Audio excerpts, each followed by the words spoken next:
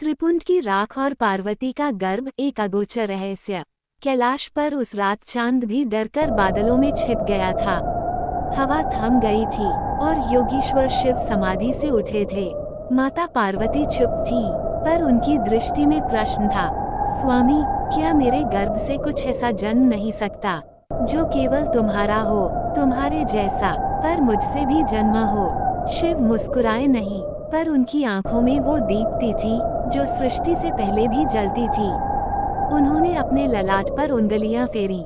त्रिपुंड की 3 रेखाएं, राख, पर ये कोई साधारण भस्म न थी। ये थी चिता की नहीं, चेतना की राख, संहार की नहीं, सृजन की राख। उन्होंने उस त्रिपुंड को एक पात्र में झाड़ा।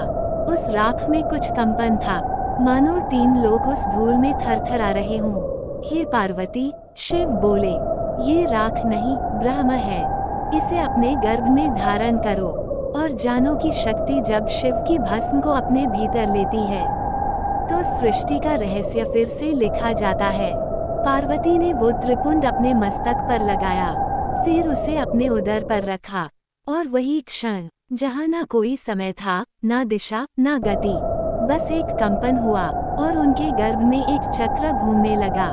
न कोई शिशु, न कोई अंग, पर वहाँ था 3 रेखाओं का रहस्य। पहली रेखा ऊर्ध्व, ब्रह्मज्ञान की, उसने गर्भ को बना दिया एक तपोवन। हर देवता वहाँ ध्यानस्थ हो गया। दूसरी रेखा मध्य, कर्म और गति की, उसने गर्भ में चलाया काल का पहिया। क्षण क्षण में युग बीतते लगे। तीसरी रेखा अधो, माया और विनाश की, उसने गर्भ को एक ज्वाला बना दिया जहाँ सृष्टि और संहार एक दूसरे के सामने खड़े थे। और तब जब कोई जान न सका कि ये गर्भ है या कोई ब्रह्मांड, एक तेजस्वी प्रकाश फूटा। शब्द नहीं था, पर ध्वनि थी ओम।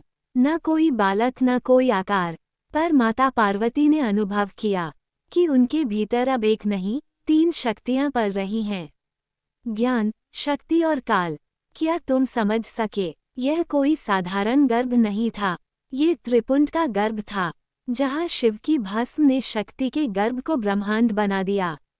और कहते हैं, आज भी जब कोई योगी त्रिपुंड धारण करता है तो वो उसी रहस्य को अपने ललाट पर उठाता है जिसे पार्वती ने अपने गर्भ में धारण किया था।